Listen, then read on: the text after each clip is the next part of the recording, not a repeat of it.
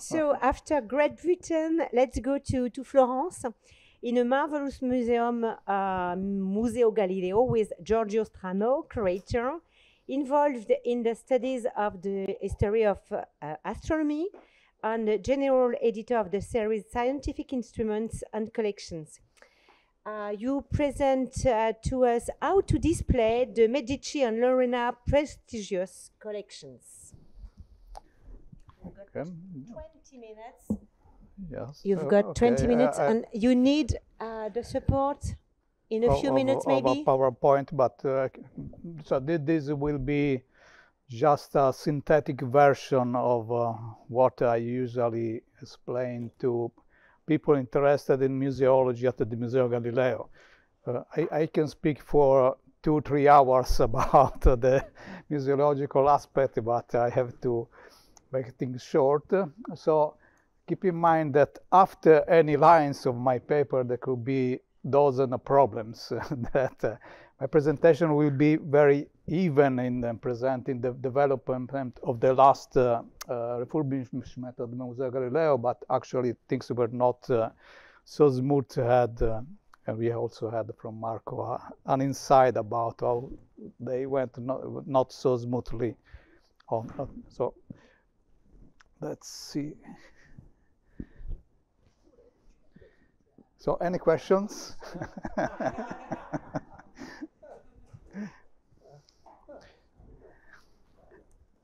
Maybe with my computer, but it will be very small. So just to start. Maybe, yes.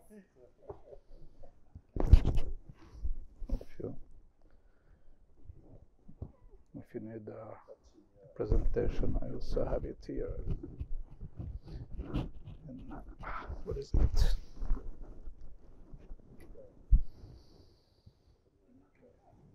No. It was working 15 minutes ago.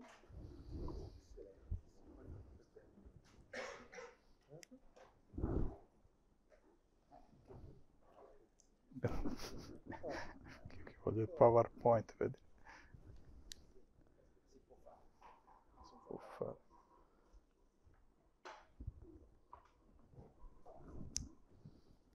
you have it. Yeah. Okay. Yeah, that's it.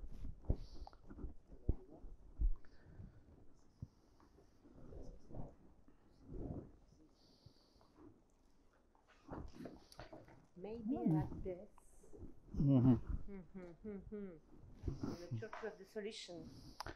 Just I can just. Like this? It's okay for you as well? Yeah, yes, I can reach the key. I don't know if you can see anything, but so. But these are just a few slides for introduction, so I can move on already. So, over a span of more than 2 centuries, the members of the Medici family were eager collectors of both art and science items. Cosimo I began to gather Scientifica around 1555 when he conquered the city of Siena. He kept instruments for ballistic, surveying, and cosmography at his residence of Palazzo Vecchio as propaganda tools. By admiring them, his guests had to remain impressed by his wealth and ability to dominate every aspect of the cosmos. This explains, beside their functionality, the beauty of the objects and perhaps those who have a good sight, and why some of them bring the coat of arms of the Medici family. Cosimo's son, Francesco, was interested in natural history and alchemy. That is terrible. In 1581, he built the Uffizi Gallery, where he moved the scientific instruments of his father. In the original setting, the Uffizi included Artificialia, that is works of art, Naturalia, and Scientifica. The place was a sort of theater for exalting the Medici's prestige. With the sudden death of Francesco,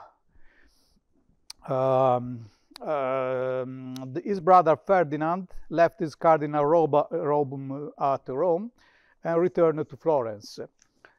He developed the Arbor Livorno, increased the collection of scientific instruments, and stimulated the mathematical education of his descendants. One of the teacher of his son, already, yes, thank you, was Cosimo II, was Galileo.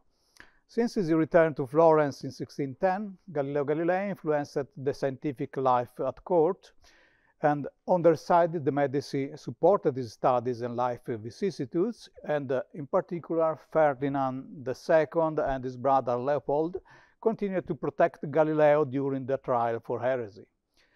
Some of Galileo's instruments entered the Medici collection. The two telescopes on top. In addition, in 1657, Ferdinand and Leopold founded the Academy of the Cimento with the intent to put into practice Galileo's scientific method. Many instruments were built in Florence, others were bought from the best craftsmen of the time, like the telescope fabricated by Giuseppe Campani. The collection expanded considerably, and it was split between the Uffizi and the new royal residence of Palazzo Pitti. Cosimo III moderately continued the tradition, and when his son Giangastone, that is the one on the right, so before, sorry, the one on the right in this light, died in 1737 without heirs, the Medici were replaced by the Habsburg-Lorraines. At the initiative of Peter Leopold, the scientific collection were moved to the Royal Museum of Physics and Natural History, an institution located in Palazzo Torrigiani, which had three main functions. The first was to gather the physics and natural history collection in the first public science museum. Peter Leopold, an amateur chemist, was animated by the enlightened desire to improve the knowledge of the people of Tuscany. For this purpose, the museum director, Felice Fontana, traveled all over Europe to seek for the best educational tools in the scientific cabinets of London, Paris, Leiden, and so on. The second function of the Royal Museum was making research. Precision instruments were fabricated in the Florentine workshop or were imported. A small tower was built on the roof of Palazzo Torrigiani to create a modern astronomical observatory. The museum's third function was to form the ruling class of Tuscany. In 1860, when the reign of Italy was formed and the last Grand Duke Leopold II left Tuscany forever, the Royal Museum and its courses were incorporated in the newly founded Institute of Superior Studies, which in 1924, it's appeared. 24.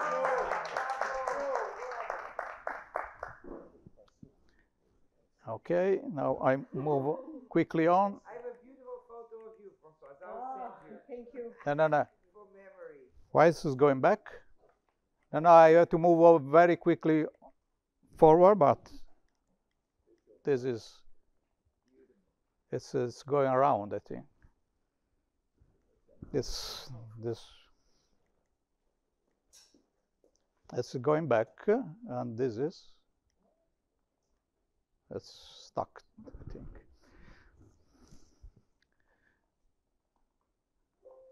So. It's working now. The collapse of the machine. Yeah. That's there. Yeah. Scientific instruments. Okay. Okay. They all look alike. Okay. Okay. Stop here. Okay. So the Museo Galileo now was founded in 1927 as Institute and Museum of History of Sciences. It was located, no, sorry, I try the other one. No, it's, now, Yeah, now it's working. It was located in one of the oldest buildings of Florence, the Castel. This is going back. Ah. Okay. But I tried the other one too, but it was always going back. So it was located in one of these buildings in Florence, the Castellani Palace, and the collection, however, were transferred there after the first national exhibition of history of science held in Florence in 1929. In 1930, under the directorship of Andrea Corsini, the museum permanent exhibition was firstly ready. The display was old-fashioned. The second director, Maria Regini Bonelli, relied upon scientists who arranged the instruments by scientific subject. Visitors were few, and many objects stayed unprotected on tables and shelves. Rather than a public space, they formed the beautiful drawing room of a private house, the director house. In 1980s, the third director, Paolo Galluzzi, started a process of general renovation. Precious instruments at the museum first floor were put into glass, aluminum, and aluminum showcases, and in the 1990s, the renovation extended to the second floor, where larger instruments continued to remain unprotected. The museum was divided into main sections, the Medici and the Augsburg-Lorraine collections. The scientists remain influential, and the exhibition was mostly organized by scientific subject. In addition to a printed catalog of the permanent exhibition edited by Mara Miniati, a multimedia catalog became available on DVD and the internet. This digital resource partially solved old problems. Museum panels and labels cannot contain pages and pages of text on the making, functioning, and use of every item. The multimedia catalog exhaustively provided such information, but the question, however, remained: how can visitors access to such a catalog during their visit? The Institute New Research Library opened in 2002. 1 year later, a new ticket office, the bookshop, and an area on the history of the collection were inaugurated. Up to the last year, this area hosted the selected items from the museum stores, which in fact contain about 3/4 of the collections. An interactive area responded to the complaints of those visitors who want to touch and use scientific instruments. Finally, the museum cellars became a place for conference, lectures, educational laboratories on topics connected to the collection, and during summer for hosting temporary exhibitions. Between January 2008 and June 2010, the museum underwent a profound transformation. The 2 floors containing the Medici and the Augsburg-Lorraine collection were completely refurbished. All the steps of the procedure were schemed in advance for about 10 years. The renovation brought to the museum a couple of awards,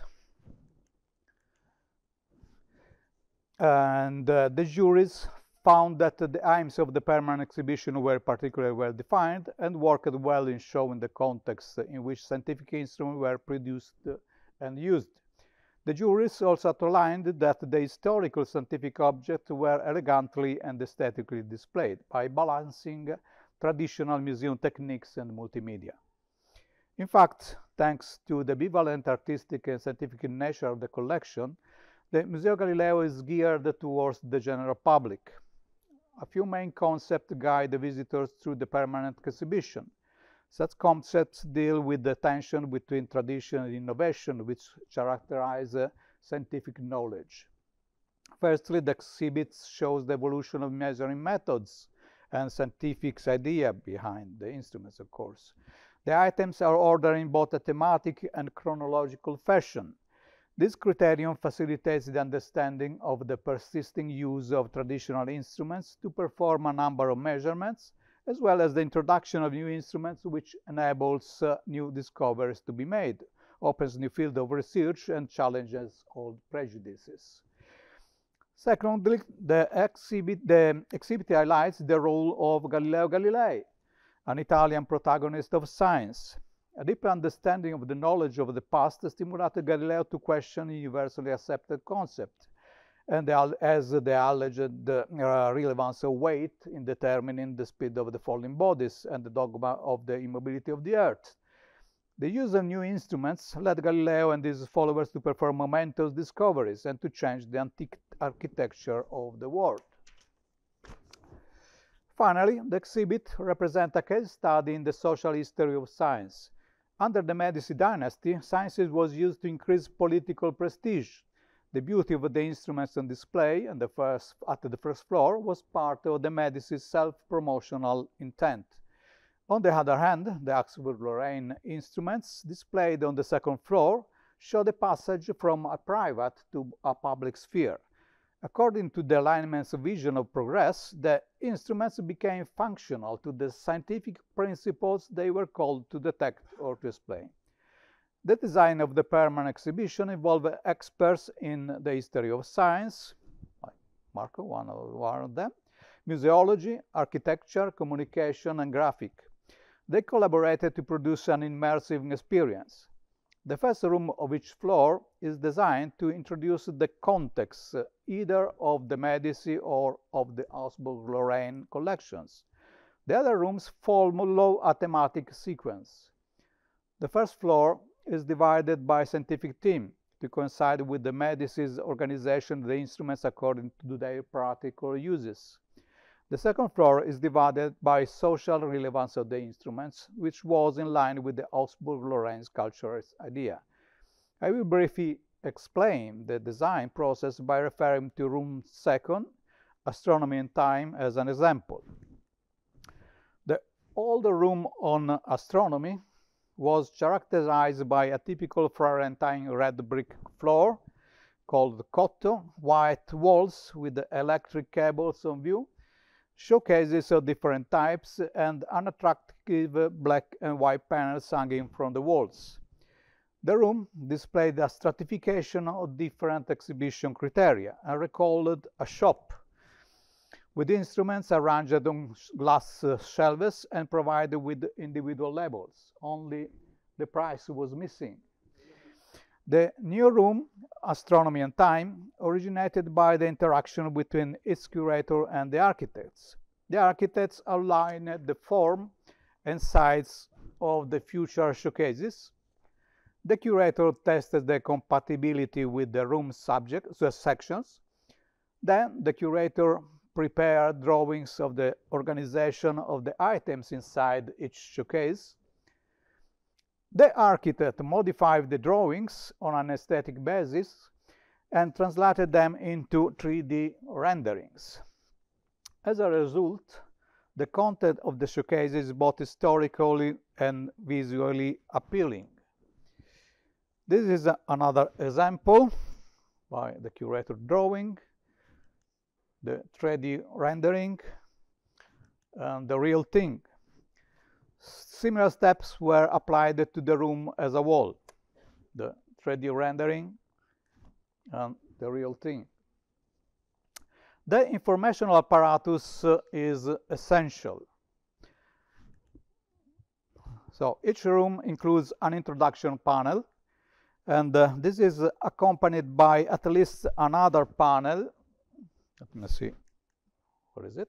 Here it is, including graphic elaboration of historical engravings and a quotation emphasizing the spirit of the items on display. Each showcase includes a label with a short explanatory text, it's on the left, and basic information on every object, name, maker, date of fabrication. In order to avoid the many pages of text arranged in a lot of panels, any in-depth information was made available in other ways. For instance, a few monitors along the room highlights the most remarkable objects. More importantly, visitors can access the museum multimedia catalog by smartphone or iPhone. By smartphone, iPhone, an app. Sorry. Depending on the floor where you are, This audio-visual guide offers different levels of fruition of the collections and give access to specific information on any item on display. The museum renovation offers a unique occasion for emphasizing the beauty of the objects on show. From this point of view, the architects, I cannot even find the pages, face very challenging artifacts, like these glass instruments for the Florentine Academy of the Cimento. This is the old version of the museum. A retro-illuminated showcase was designed to emphasize the transparency of these glasses and their astonishing shapes. The renovation took advantage from occasional improvements from the past. In the old museum, the telescopes in the room on 19th century astronomy were aimed at the windows. This orientation was selected by the astronomers. To whom a telescope must look out of a window, otherwise it's not a telescope. A behavioral survey estimated that the museum visitor stayed in that room for about 45 seconds. Once I gained access to the collection, I inverted the direction of the telescopes and made them aim at whoever enters the room. The visitor found the telescope more impressive and doubled their stay. This success of innovation was adopted in the new display. From their side, the architects experimented with the lights and colors. They rejected the plain blue walls on the old showcases. You can see one of them on the left. And opted for multiple colors, also with the intent to keep the visitor attention awake, to revive the visitors.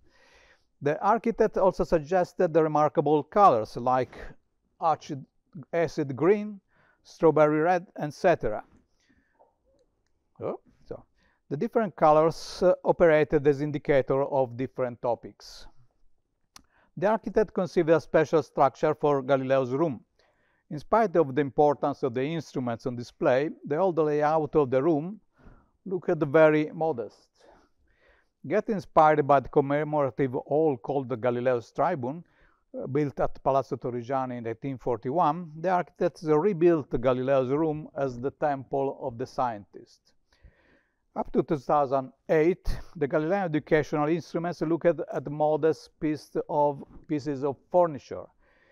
In Galileo's temple, they form a scientific and artistic composition. Other choices were taken in order to recall the historical context of the collection. Conservational purposes suggested to seal the museum windows.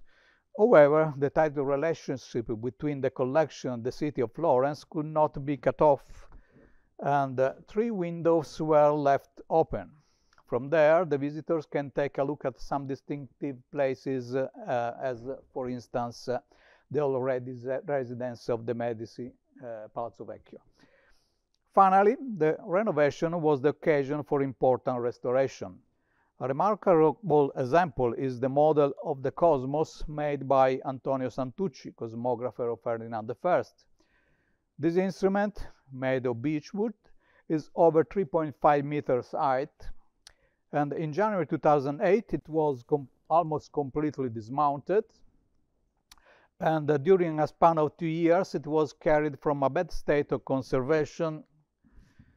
You can see this is a terrestrial globe at the center, back to the original splendor. In February 2010, the instrument was reassembled in the new room on cosmography. From there, it offered testimony of the considerable work made by the museum staff over a span of 2 years. The protagonists of such a work, however, were fully aware of the importance of what has been done in the past to preserve a unique scientific heritage.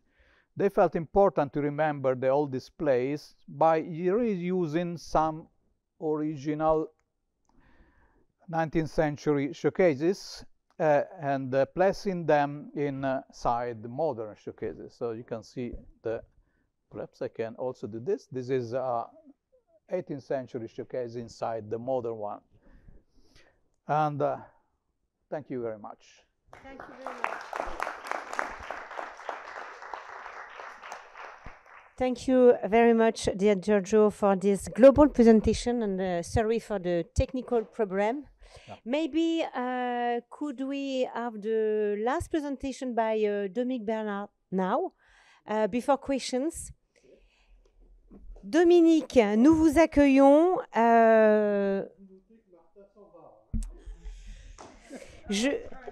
À chaque fois, elle me fait le coup. Non, mais c'est parce qu'elle vous connaît si bien. Non, non. Dominique Bernard, vous êtes donc maître de conférence en physique Je me mets là, honoraire ou là à l'université de Rennes 1. Je voudrais insister sur votre implication. Comment ? Je voudrais insister C'est bon ? sur votre implication dans la conservation et la valorisation des collections scientifiques, qui a également été notée par l'Académie des sciences françaises, puisque vous avez reçu en 2019, si je ne me trompe pas, le prix Paul Doiteau, Émile Blutet, pour votre travail de conservation et de valorisation du patrimoine scientifique universitaire. Oh, les Vous avez chevilles. la parole. Alors, ça marche dans ce sens-là. Merci beaucoup. Alors là, on va avoir le point de vue, pas d'un muséographe ou de quelqu'un de la conservation, mais plutôt un expérimentateur, un physicien, qui, quand il voit arriver un appareil dans ses collections, a les yeux qui s'allument et se demande « est-ce que je vais pouvoir jouer avec ?» Alors, je tiens à signaler quand même la collaboration très forte de Julie Prizère, qui est notre assistante de collection.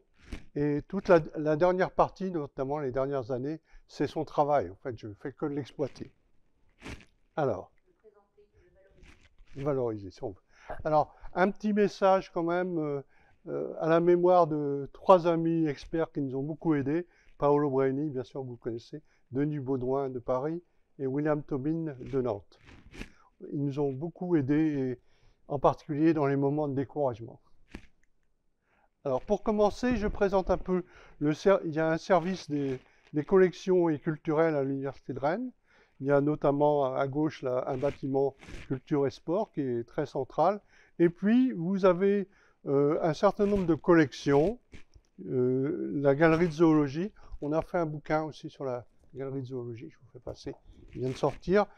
Un musée de géologie, mais qui gêne un peu les gens quand ils viennent le voir. Là, je suis mauvais. Et puis, une galerie d'instruments scientifiques. Alors, je parlais un peu plus longtemps de cette galerie. En fait, cette galerie, elle est issue de ce qu'on appelait les collections, nous, dans les universités. C'est-à-dire que les profs, là, je parle de profs de physique et de chimie, achetaient, alors la fac de sciences date de 1840. Les profs achetaient des appareils aux grands constructeurs français, par exemple Dubosc, Soleil, etc. Et faisaient des expériences en cours avec. Il n'y avait pas, à l'époque, pas de travaux pratiques. Ça jusqu'aux années à peu près 1970. Et puis là, c'est devenu désuet. Il y a eu des salles de travaux pratiques qui se sont créées. Et ces instruments ont été oubliés, perdus. On a retrouvé un peu partout. Ça n'intéressait plus personne. Jusqu'à ce que deux espèces de physiciens mal tournés, mon collègue Jean-Paul Taché et moi, se disent, on avait vu ces collections, on se dit, mais il y a sûrement des choses là-dedans. Et progressivement, on a reconstruit les collections et on a maintenant à peu près 1 millier d'objets du 19e siècle et 2000, on va dire, d'instruments plus récents, du 20e. Voilà. Donc. Alors, parmi ces objets, alors bien sûr, je ne peux pas concurrencer Giorgio, hein, c'est un certain nombre d'objets magnifiques. Alors, j'ai sauté une. Voilà. On a quelques objets très intéressants.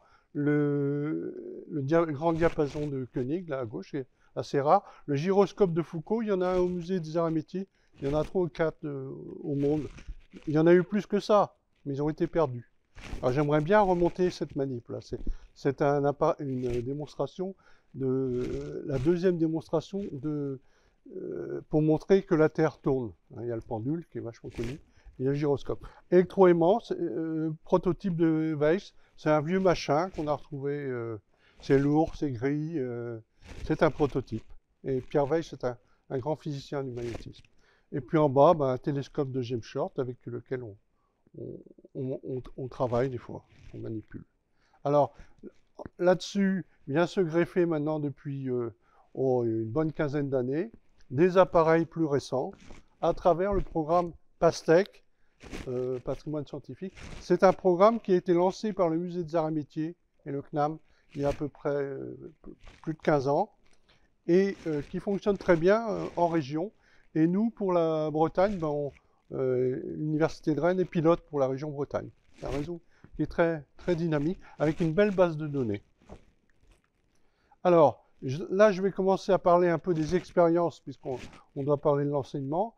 Alors, tout d'abord, des étudiants, et puis, comme on était encore en activité avec mon collègue, on a été voir les étudiants de physique et de chimie qu'on avait sous la main, et on a commencé à leur faire des stages.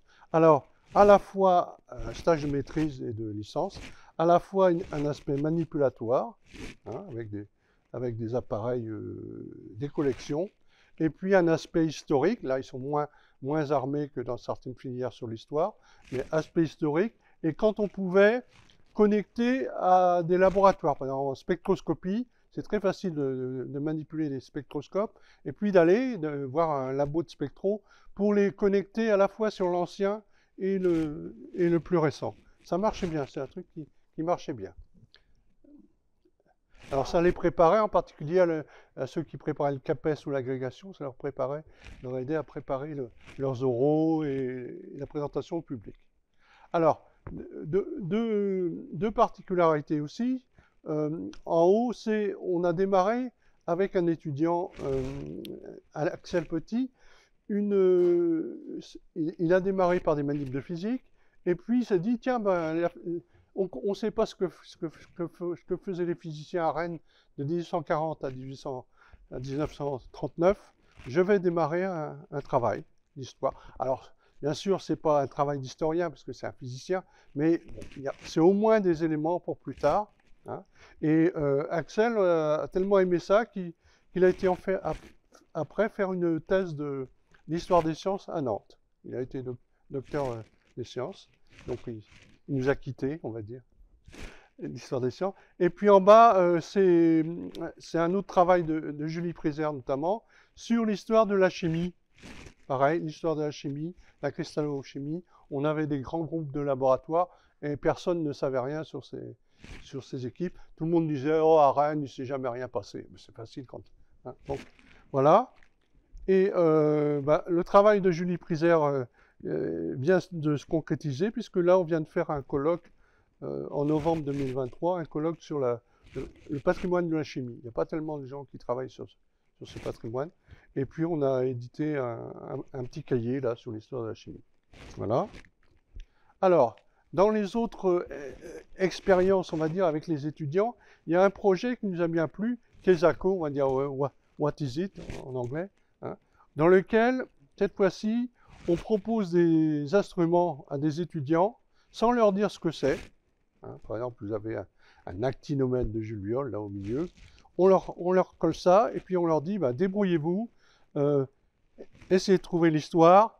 Qu'est-ce que vous feriez avec? Alors, il y en a un qui a voulu faire un satellite, d'ailleurs, si vous regardez. Vous voyez, il y avait tout un aspect découverte, et puis après, on essayait de faire de la science. Et puis, donc, il y a eu un peu des concours. Ça a bien marché.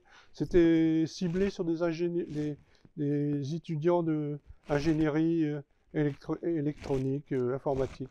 Ça leur a bien plu. Alors, cette fois-ci, grâce à Julie Prézère, on a pu enfin avoir des étudiantes en formation de l'autre université Rennes 2. Ça fait des années, il y a des formations à Rennes 2 sur le patrimoine, des formations sur la conservation, etc. Hein. et on n'arrivait pas, visiblement, elles avaient peur, parce que c'est souvent des filles, elles avaient peur de s'attaquer à la science. Et depuis quelques années, on a réussi à avoir des étudiantes, effectivement, en stage en master. Et donc, il y en a une, oula, ah.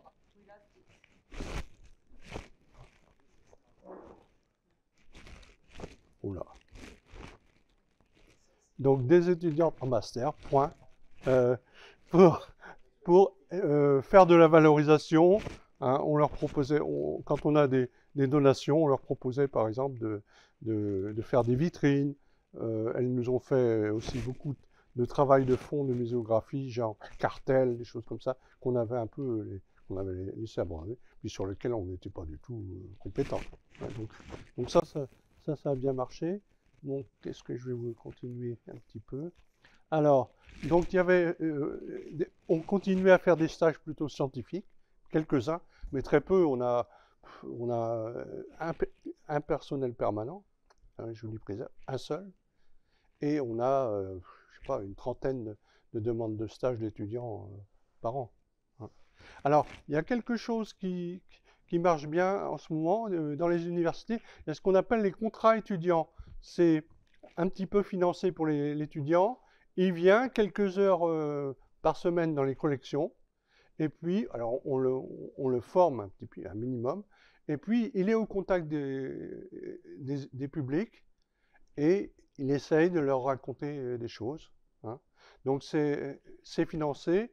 Et puis, ça permet aux étudiants aussi d'acquérir de l'expérience et du contact. Hein. Voilà. Ah, ben voilà. Donc, ah, c'était trop beau. Oui. Alors, oui, donc sur les expos, on a démarré l'année dernière et cette année une expo sur les prototypes, en recherche. Alors, je peux y aller? Non. Ah. Donc, oula, carrément. Revenez en arrière si vous pouvez. Encore. Il est en fin de vie, là. Qui, moi? Non. Moi aussi, si vous me traitez comme ça. C'est un ordinateur qui nous suit depuis 8 ans. Enfin, qui vous suit. Oui, comme jusqu'à présent, il nous a jamais fait Bon, caprice. alors, donc une expo prototype. Alors, en fait, c'est une expo qui a été montée au CNAM, au Musée des Arts et Métiers. Et donc, sur ça s'appelle Prototype, territoire de recherche et de savoir-faire. Et on a fait une déclinaison. Alors, donc, programme PASTEC, là, dont je vous ai parlé tout à l'heure. Et là, on a fait une déclinaison bretonne, régionale, hein, à partir à la fois des prototypes qu'on trouve dans les collections, on en trouve quelques-uns, et puis en contact avec les labos, en chimie, en physique, en travaux pratiques, on arrive à sortir des prototypes. Donc là, on le fait sur Rennes. Il y a trois bibliothèques universitaires, on va passer de l'une à l'autre. Et après, cette expo doit passer en région, dans la région. Alors, on a fait aussi un petit peu de numérique et du virtuel, toujours avec, comme on n'a pas d'équipe compétente en permanence, on essaye de travailler avec des étudiants à chaque fois. Donc là, il y avait 2 équipes. Alors c'est un projet franco-québécois, je me tourne là. ANR FRQSC Introspect. Je sais pas. Hein. Donc, cette fois-ci, il s'agit de faire de l'imagerie. Alors, en particulier, ils ont fait de l'imagerie médicale. Ils ont pris, par exemple, une sirène de cagnard. Et puis, ben, ils ont essayé de regarder par l'image ce qu'il y avait dedans, etc. Et là, ben, la voilà, si elle veut bien. Alors, voilà, ici, la sirène de cagnard. Et puis, ben, ils présentent ça, les étudiants. Et puis, l'ergographe de Mosso, qui est peu connu, qui est un appareil qui est très intéressant. Alors, vous avez ce qui est vu à droite, c'est ce qui est vu dans le support de la sirène. Et puis, ben, ils présentent ça. Ils ont présenté ça à une un colloque sciences et musique, enfin bon, vous voyez, il y a un colloque qui s'appelle Humanistica. Donc là, c'est plus l'aspect numérique, hein. Alors, maintenant, bah, je vais vous parler un peu, j'ai parlé des étudiants, je parlais des enseignants. Alors, avec les enseignants, c'est aussi le lieu de belles rencontres. D'une part, on peut recevoir des enseignants, quel que soit le niveau de classe, hein, depuis l'école primaire jusqu'au lycée, hein. Donc, c'est un lieu d'accueil. On est en contact avec leur association, par exemple l'UDPPC, l'Union des professeurs de physique et de chimie, hein. Et puis aussi, quand ils viennent dans le cadre d'un lycée ou d'un collège, on établit un contact avec l'établissement, hein, et puis avec eux. Et puis, dans quelques cas, bah, on fait venir des experts, hein, nos amis experts. Donc là, vous avez en haut William Tobin qui a écrit un très beau livre sur Léon Foucault, donc spécialiste du pendule et du gyroscope. Et alors, il est venu jouer, on peut dire jouer avec le gyroscope, qu'il connaissait par cœur par les bouquins, mais quand vous en avez un et que vous êtes expert, c'est autre chose. En bas, à gauche, il y a Jacques Lucas, qui est notre académicien de chimie, là, qui est venu aussi travailler avec nous. Et puis, monsieur et madame Perrin, qui sont deux directeurs du CNRS, qui sont des spécialistes de cristallographie. Donc, quand on peut, on les fait venir, et puis, ben, ils expliquent un peu leur science. Alors, voilà. Alors, un projet qui nous tient aussi à cœur, c'est la Maison pour la Science en Bretagne. Alors, c'est un projet issu de la main à la pâte. Ça existe dans toutes les régions, hein, Maison pour la Science. Et le but de ces Maisons pour la Science, c'est d'accueillir des professeurs, notamment du primaire, souvent des professeurs qui n'ont jamais fait de physique ou de chimie, ou qui n'en ont pas fait depuis longtemps. Donc, qui ont peur, donc qui font pas de manip. Moi, j'ai encore discuté il n'y a pas longtemps, hein. Dans les classes de primaire, ils font très peu de manip parce que c'est dangereux, parce qu'ils sont trop nombreux, etc. Or, pour moi, ça me semble extrêmement important pour aimer les sciences, d'en faire un petit peu. Donc, on les booste, on les fait venir dans nos collections, on les fait, alors quand on peut, on les fait maniper avec des appareils anciens, pas toujours, et puis bah, ils font des maquettes, ils font des manips, etc. Là, voilà un exemple.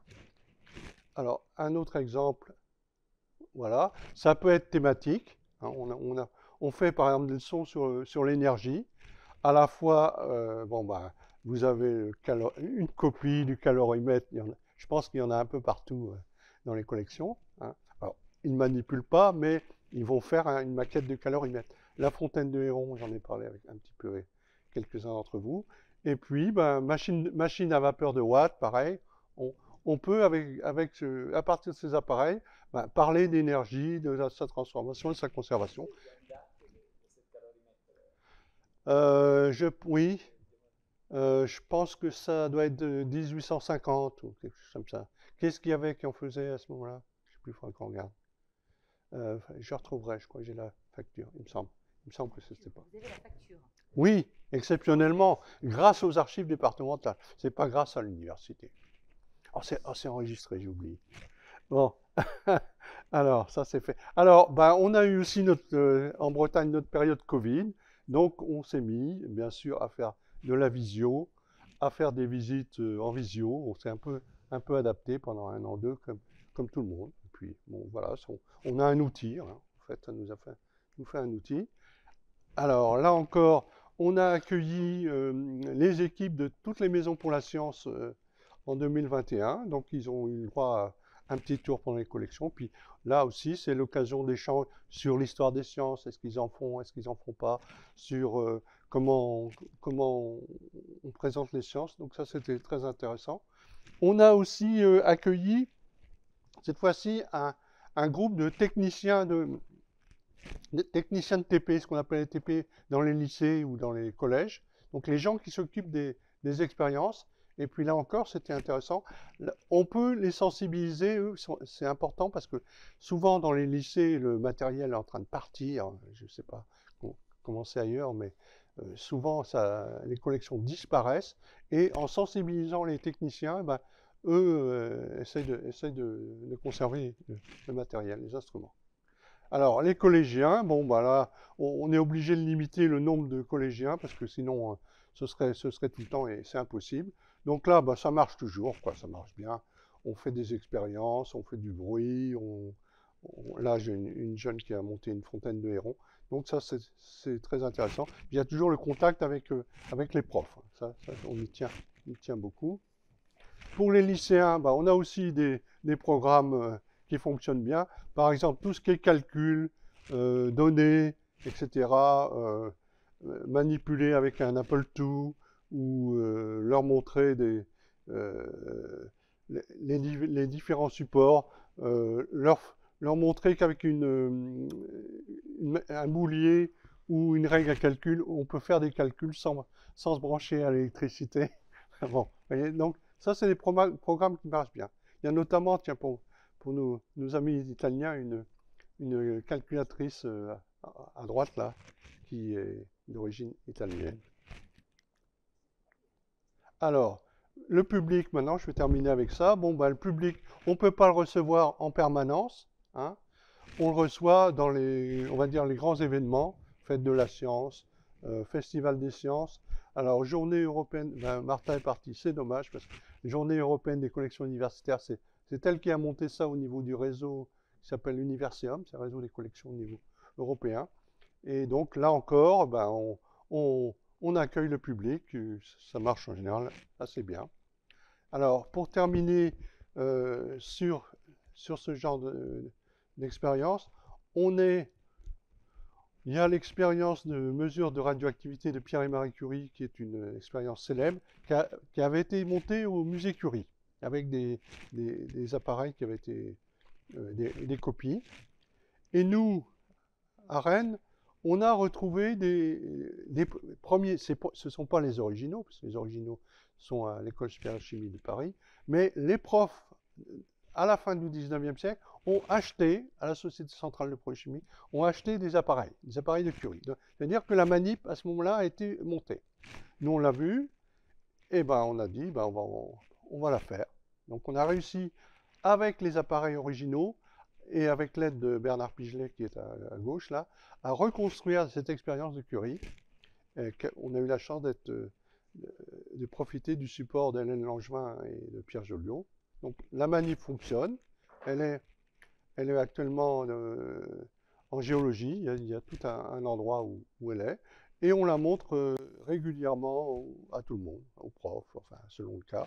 Et ce qui est intéressant, hein, on parlait des contacts avec les gens, c'est de montrer à travers une expérience comme ça, qui en fait est assez compliquée, c'est des rayonnements invisibles, c'est de montrer d'une part qu'on peut refaire une expérience ancienne, que c'est pas ringard, que ça peut être extrêmement sensible, et puis bah, autour on peut parler de l'histoire des sciences, on peut parler de la radioactivité, etc. Donc ça c'est quelque chose qui fonctionne bien encore. Et juste pour finir, bah, comme on avait fait une manip de radioactivité, bah, il y a des artistes qui sont venus nous voir en disant on veut remonter les palmes de Monsieur Schultz, c'est une pièce de théâtre scientifique qui est très, très, très connue. Et puis ils sont venus nous voir, on leur a prêté des appareils. Rassurez-vous, pas les plus beaux, etc. Une balance. Et puis on les a aidés à reconstruire le décor. On reçoit aussi, là je vais terminer avec ça, bah, des artistes à leur demande. Là on a reçu des artistes pendant 2 ans avec un labo photon, un labo d'optique. Ils ont travaillé sur la polarisation de la lumière et puis bah, ils en ont fait une exposition. Voilà, j'ai peut-être été un peu long. Je vous remercie de votre attention.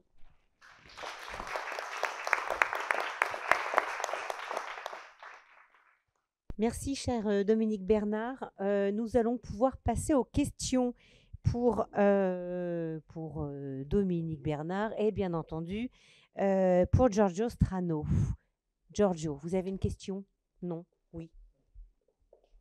Marco, on a une.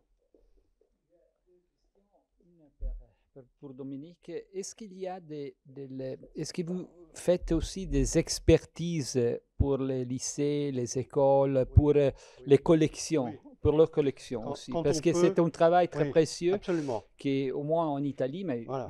aussi en Espagne, il y a des collections dans les écoles très importantes des instruments et normalement les professeurs ne connaissent pas les vraies valeurs. Alors, d'une part, là encore, j'ai oublié de parler de Paolo Brini, qui est quand même notre maître en la matière, aussi bien dans la reconstitution d'expérience que dans l'expertise, puisque nous, Paolo, il connaissait presque tout, on va dire. Et alors, on est en deuxième niveau. On a un niveau d'expertise pour les profs, etc. Et il y en a qui veulent nous donner des choses. Alors bon, là, on regarde un peu, mais on fait de l'expertise. Et alors, il y a une association qui s'appelle l'ACEIST, l'association des enseignants, dont je suis adhérent, enfin, avec qui on travaille, qui s'intéresse au patrimoine des collèges et des lycées. Ils ont fait notamment une encyclopédie des instruments scientifiques de physique. Ils vont faire une encyclopédie sur la chimie. Donc là, il y a un niveau d'expertise. Nous, au niveau Bretagne, oui, bien sûr, quand on peut. Hein. Donc ça aide, ça aide. Puis on encourage les gens à avoir au moins une vitrine, ou, vous voyez. Donc ça, quand on peut, on le fait. Merci. And I have also a question to Giorgio, a bit of conflict of interest here, but as we discussed, yeah, I think that I might sound a bit too severe when before in my remarks, because of course there has been an effort to contextualize, to find ways to put history at the center and things in context. Nevertheless, I would like you to, now that 10 years have passed, we had a long discussion about the name of this museum, because legally the name is still Institute and Museum of History of Science. Yes. So Musée Galilei is an avatar, it's a fake. So. But the discussion was Paolo, myself, I don't remember your position, no, but the alternative was, well, journalists don't know, they say it's Musée des Sciences, Museum of Science, they always got it wrong. We need a brand, because this is an asset, and so this is what? I couldn't understand. This is a museum, it's not, no, we need the brand, and this is a kind of private corporate thinking, no? That is not just in Florence, it's everywhere. No? We know that it's everywhere. But I don't remember, because we never discussed thereafter, because the Museum Galileo passed. Only 4 or 5, how many are the instruments of Galileo? Out of more than 1,000? No, more. No, just one. The original. We have about, let's say, telescope. no, in total we have 3,000 instruments, 3,000.5 instruments. Then on display we have about 1,000. And the Galileo's instruments, the direct one, the originals are 5, plus a number of instruments that are anywhere related to Galileo's physics. So it's called inclined plane, the other things that can be that were made after the Medici by the Lorena family for the new Royal Imperial Museum of Physics and Natural History that was in Palazzo Torrigiani to explain Galileo's physics. So that was the nucleus. Galileo's instruments plus a number of related instruments. You understand that there is a collection. Of course, I mean, you remember there was the proposal by Paolo Brenni to call the museum Nobili Museum. So, which one of you know exactly who was Leopoldo Nobili? How many of you do you know him? It was an important physicist, yes, you know, in Florence, in the Royal Imperial Museum of Physics. We have about, I would say, 100 instruments by Nobili in the museum. No, but it's a matter. That was a marketing idea, and it worked and is working, because in the past, just as personal experience, I was on the front door. There was someone passing in front of the door, and I looked at the museum. Oh, Museum Galileo, sounds interesting, but Royal not. Museum of Institute Museum of History and Science. What to do inside? So that's the problem. That is not appealing to the public, to the general public. And as we need money from the tickets, that is a good idea. A good idea. Okay. Other hand, yeah. Any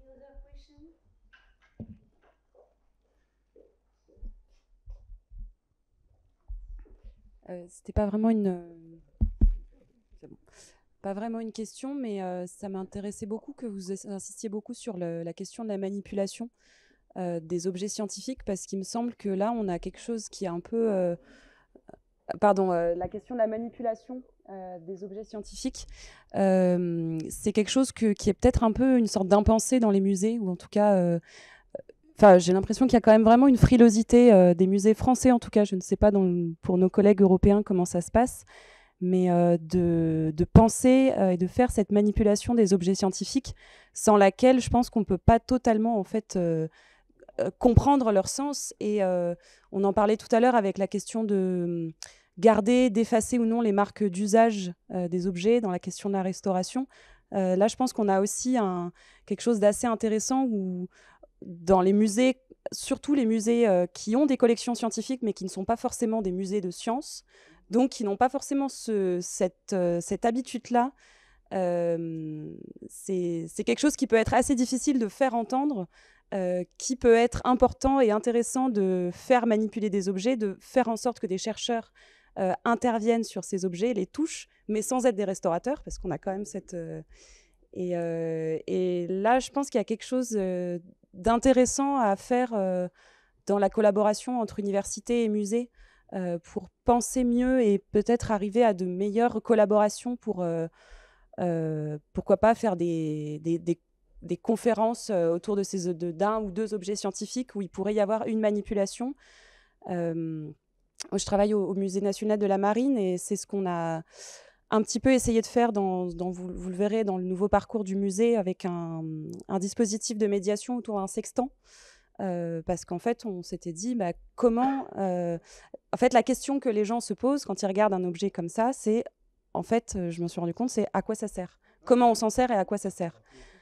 À quoi ça sert, ça peut être plus ou moins facilement explicable, mais comment on s'en sert, c'est très compliqué, en fait. Et la manipulation et l'interaction du public avec l'objet, bon là, c'est évidemment un facsimilé qui est manipulable dans les salles du musée, mais ça peut être une des pistes par lesquelles on peut arriver à une meilleure médiation et une meilleure compréhension de ces objets, je pense. Un petit commentaire, si je peux. D'une part, l'expérience montre qu'on fait ça depuis 20 ans, on n'est pas spécialement soigneux, vous savez ce que c'est qu'un physicien, on n'a rien cassé, quoi. Alors, bien sûr, au niveau du laiton, parfois on ne manipule pas avec des gants, enfin, toutes les horreurs que vous pouvez imaginer, mais globalement, les appareils sont quand même solides. Si on a fait des expériences reproductibles, souvent c'est solide. Ça, c'est la première chose.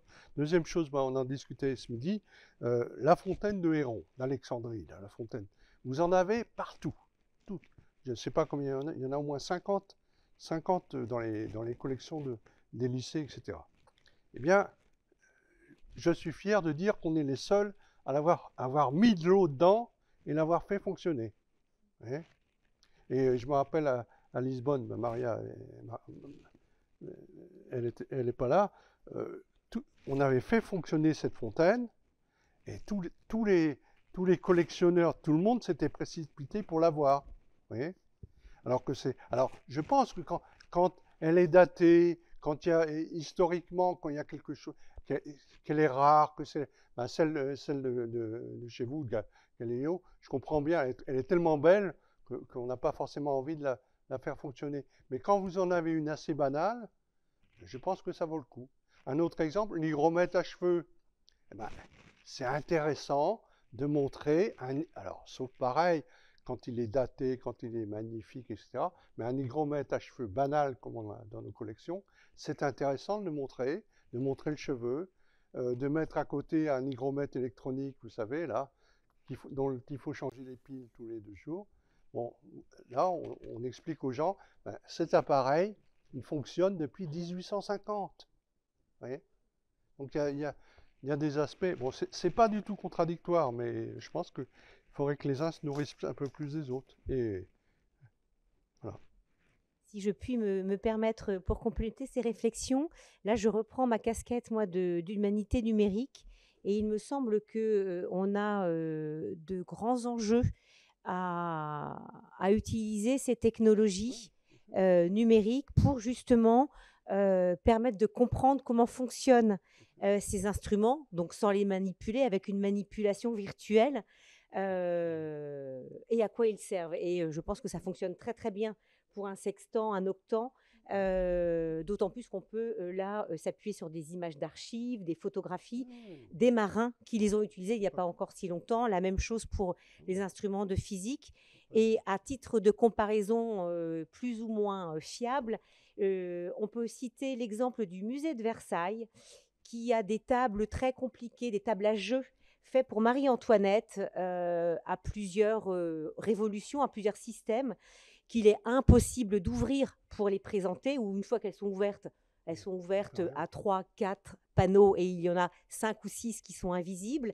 Et ils ont développé des dispositifs multimédia il y a quelques années pour montrer justement cet objet dans toute la complexité de sa fabrication par les plus grands ébénistes du XVIIIe siècle et aussi dans toute sa richesse d'utilisation, que ce soit une table qui fasse 50 cm de largeur ou presque 2 mètres quand on la défaisait complètement. Donc en 2023, on a aussi beaucoup de possibilités de ce côté-là, qui ne sont pas des gadgets et qui permettent vraiment de présenter la science pour tous. Est-ce qu'on a fini le lot des questions? Oui. Eh bien, avant de passer la parole à Vanessa Ferret et Jean-François Gauvin pour la restitution de notre journée, je tenais à vous remercier tous de vos communications qui ont été extrêmement riches tout au long de cette journée. Je tiens également à remercier nos amis techniciens pour cette captation et la diffusion en direct, et puis Sacha qui a assuré toute la diffusion des PowerPoint, y compris les problèmes techniques de cet après-midi. Je vous laisse la parole et on va vous laisser vous installer ici, bien entendu.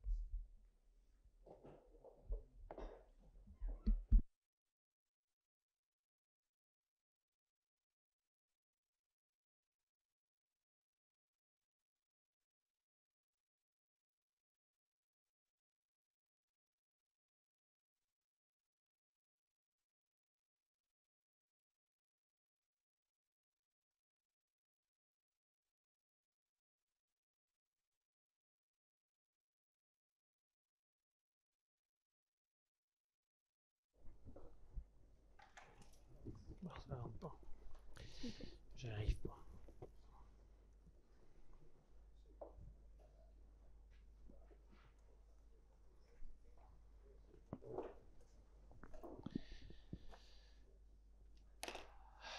OK.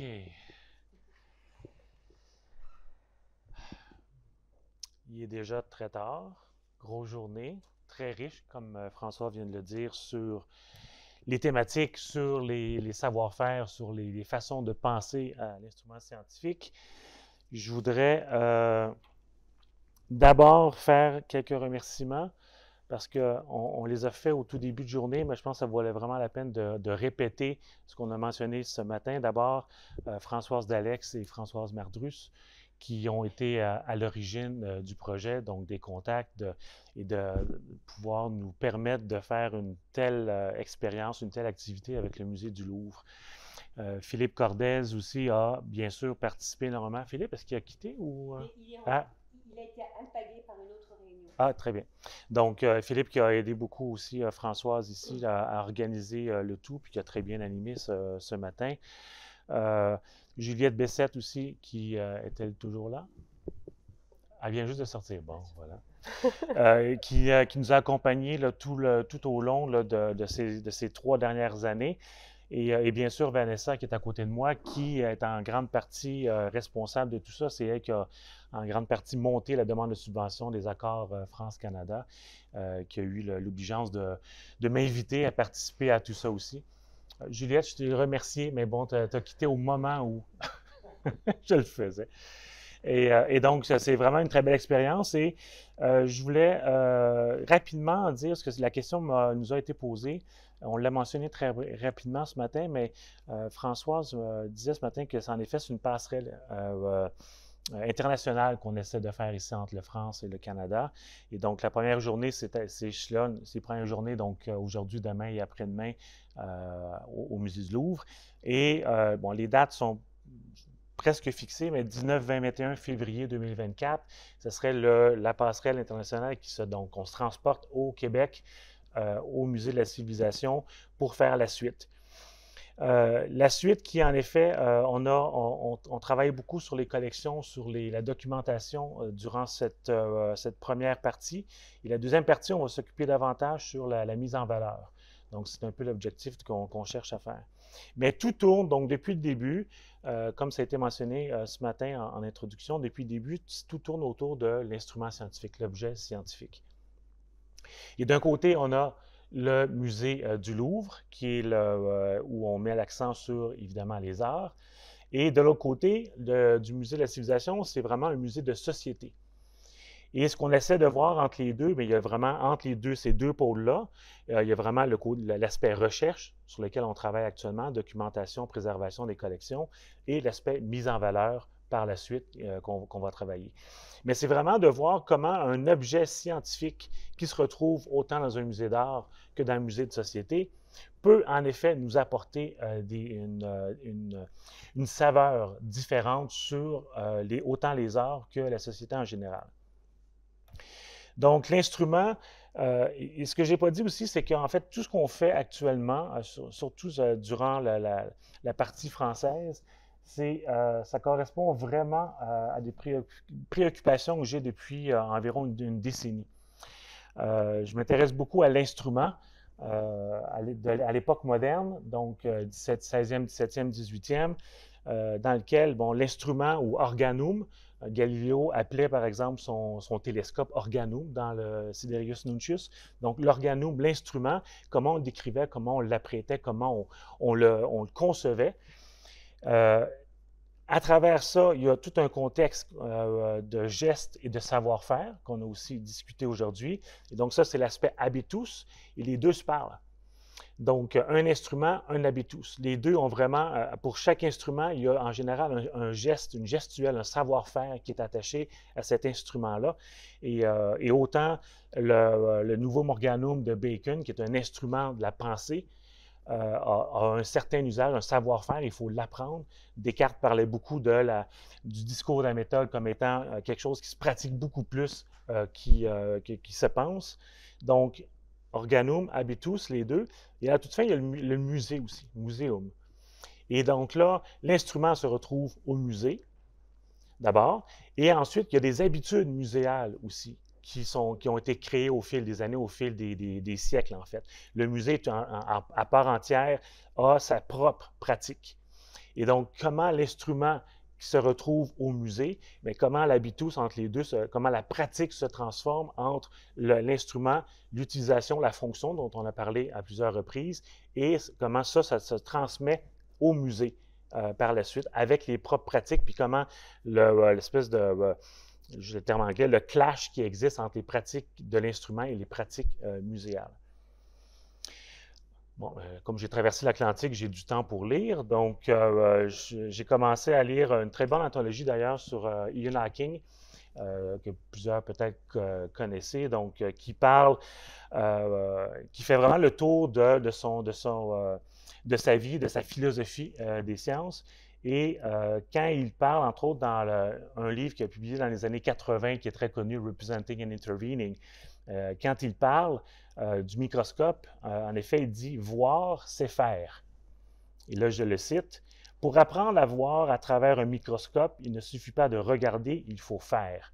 Donc, encore une fois, ce concept-là, cette façon de voir l'objet et la pratique, la gestuelle, fonctionnent très bien ensemble. Marco Storni, ce matin, parlait, que j'ai bien aimé d'ailleurs, puis des choses auxquelles je pense régulièrement, la codification des pratiques, les savoirs opérationnels.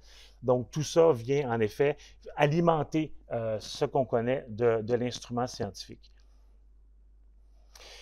Martha Lorenzo a parlé aussi d'une nouvelle grammaire, la grammaire de l'instrument, qu'on doit apprivoiser.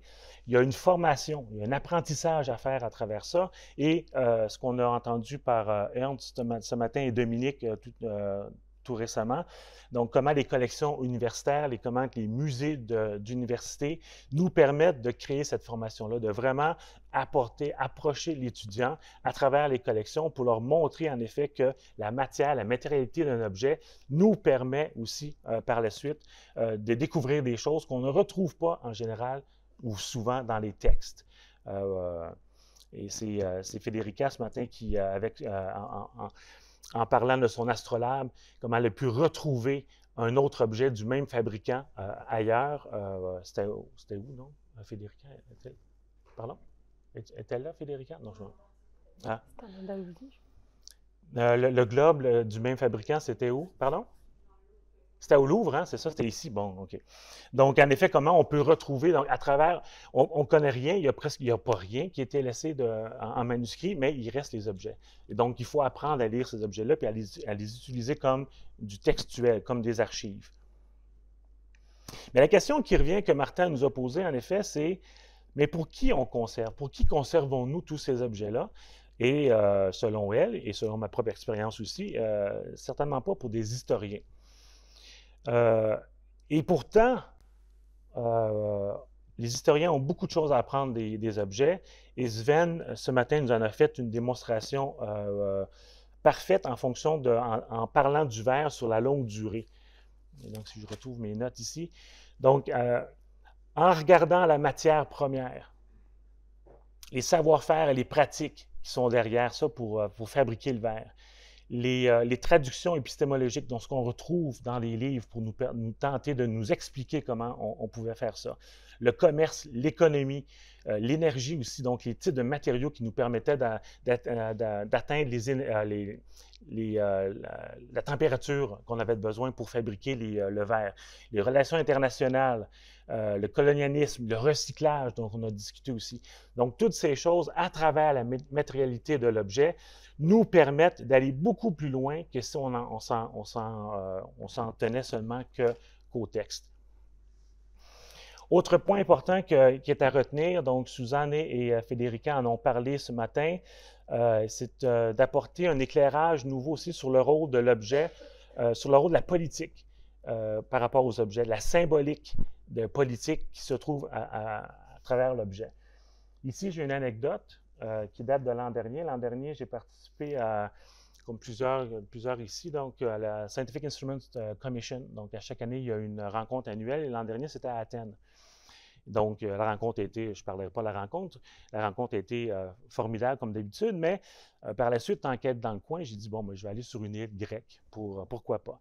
Et donc, je m'en vais au port, le Pirée, et là, en prenant le bateau, la première chose qu'on voit en sortant du port, c'est un bâtiment avec des gravures sur le bâtiment.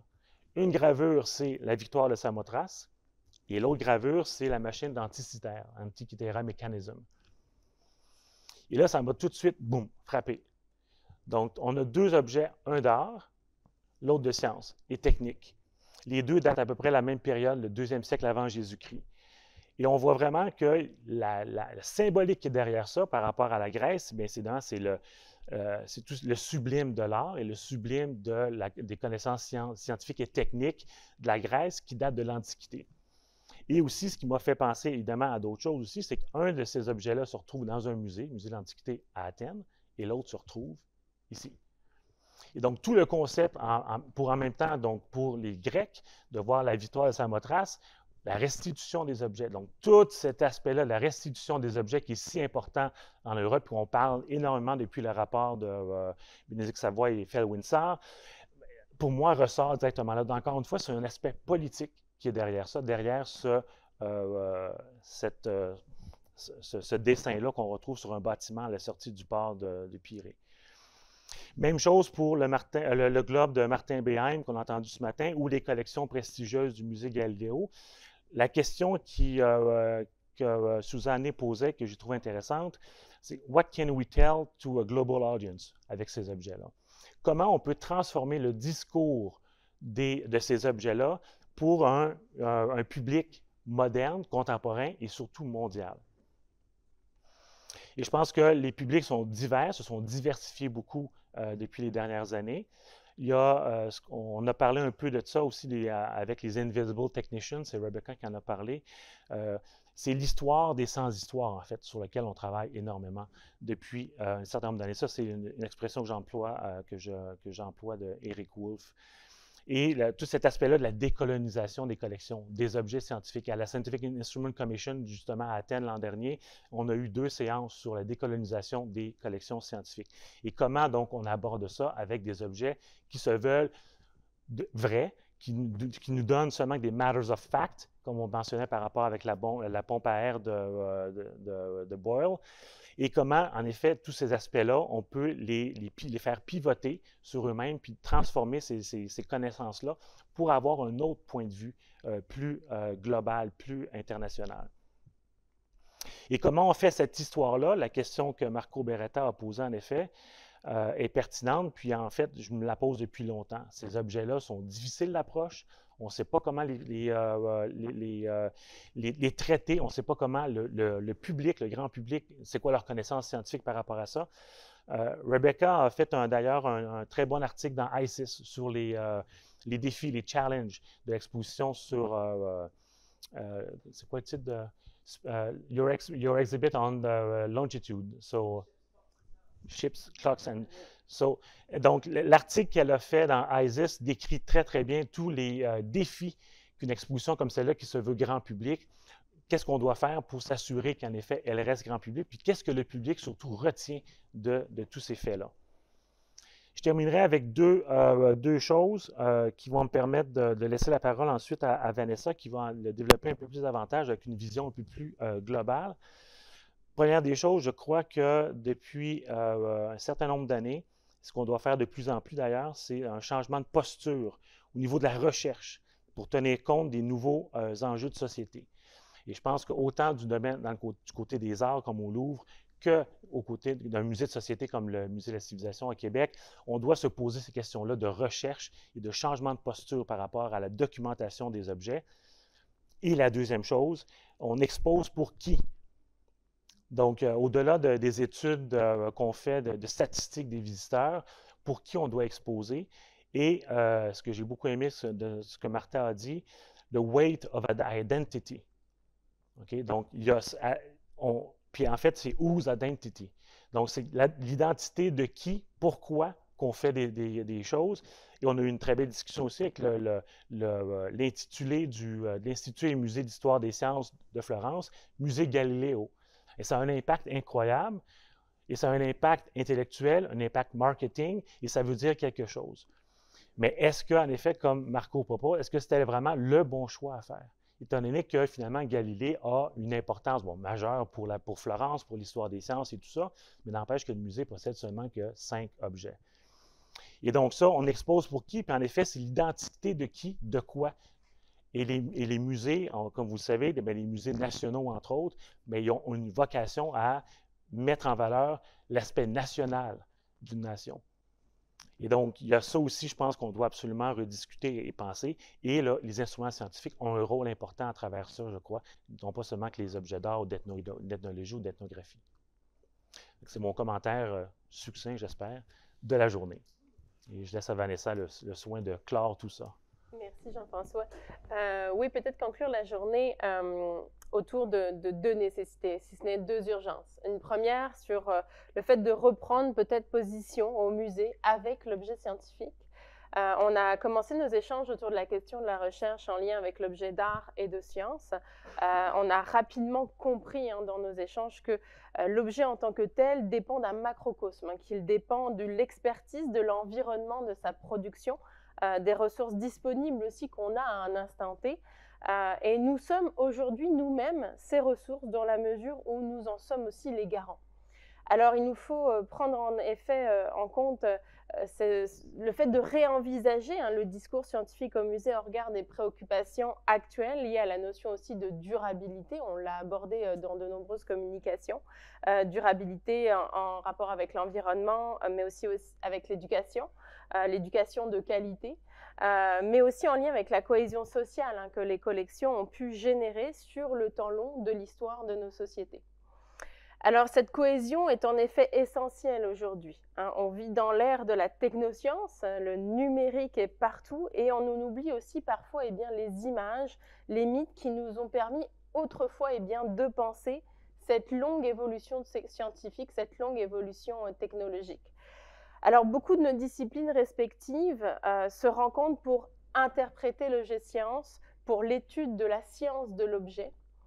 Et cette spécialisation, elle est vertigineuse, on en a tous conscience. Les scientifiques eux-mêmes, entre eux, ont parfois du mal à se comprendre tant ils sont spécialisés dans certains domaines. Et donc, cette spécialisation vertigineuse, elle ne doit pas nous séparer dans l'exercice de l'interprétation de ces collections scientifiques. Alors pour cela, on a compris, par comparaison des différents cas qu'on a vus aujourd'hui, qu'il était nécessaire que les équipes de conservateurs, les équipes d'historiens travaillent de concert aussi avec les équipes d'ingénieurs pour traduire les matériaux notamment, pour renouveler les cultures aussi de la mesure du temps, des cultures de la mesure de la précision, etc. Alors ces multiples cultures qui constituent la culture scientifique composent aussi, et surtout j'ai envie de dire, composent le legs de notre humanité. Par transmission des savoirs opératoires, tu viens de le rappeler Jean-François, mais aussi par la transmission des savoirs humains qui résultent de cet accord France-Canada d'ailleurs qui nous réunit aujourd'hui. Une deuxième nécessité rapidement, ce serait celle de réadapter l'objet scientifique à nos épistémologies contemporaines. Ça c'est important. On a vu à travers tous ces témoignages, de ces différentes épistémologies que vous nous avez racontées, avec la redécouverte aussi de résultats, de modèles anciens, on comprend que nous sommes tous d'accord sur l'utilisation de l'objet scientifique comme source, au cœur du projet muséal, comme on utilise cette source écrite, comme on vient de le rappeler. Mais il y a aussi nécessité de prendre en compte d'autres perspectives de la documentation de l'objet scientifique pour reconstruire, reconstituer des collections scientifiques. Il faut en effet faire vivre cette expertise scientifique d'un côté et faire vivre aussi les musées de l'autre. Et donc c'est un point essentiel de cette journée, il est nécessaire d'organiser les deux pour faire valoir des structures scientifiques différentes et les renouveler de manière aussi à servir à la modélisation scientifique plutôt qu'aux usages et aux pratiques qui pourraient être isolées, celles qui sont vraiment liées à certaines collections scientifiques bien spécifiques. Enfin, on a pu constater qu'il nous fallait encore réunir beaucoup de diplomatie pour la valorisation de ces collections scientifiques, lorsqu'on doit d'ailleurs être en mesure de décider de ce qui doit être conservé ou pas. Et donc, on aurait pu ici faire le parallèle avec l'épistémologie, bien sûr, de la muséologie des sciences en elle-même, qui réaffirme le rôle politique du musée par la présence d'ailleurs de l'étude de la science avec un grand S, pour l'avenir de nos sociétés. Alors le musée doit se risquer aujourd'hui à rouvrir certains dossiers difficiles, à reprendre en main au travers de l'ensemble de ces collections scientifiques, des collections scientifiques, des collections d'histoire naturelle, des questions qui peuvent être par exemple, tu l'as réévoqué à l'instant Jean-François, quelle serait la place accordée au sujet de l'esclavage, au sujet de la colonisation derrière les provenances des matériaux, des objets scientifiques. C'est une question parmi des milliers d'autres. On a donc de nouveaux rapports de force à assumer, de nouveau en regard bien sûr des priorités actuelles dans les musées pour un avenir toujours plus durable entre les communautés à travers le monde, notamment si on relie ces collections d'ailleurs au prisme d'une historiographie non occidentale. Il y a beaucoup de travail sur ce point-là.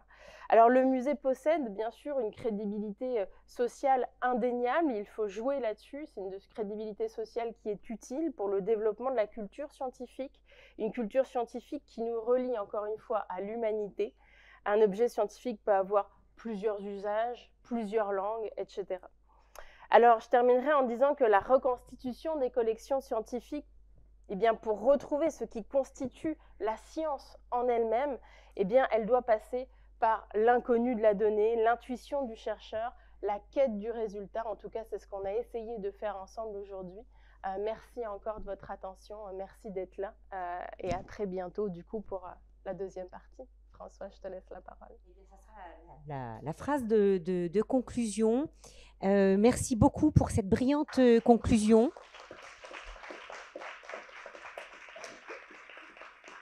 une belle restitution qui nous aurait quasiment envie de relancer des sujets, la patrimonialisation des objets scientifiques, comment ne pas perdre en 2023 les objets patrimonialisés qui datent de 1980, de 1960 ou même de l'an 2000. Mais ça serait l'occasion d'autres journées pour travailler sur ces sujets. Un grand merci à tous.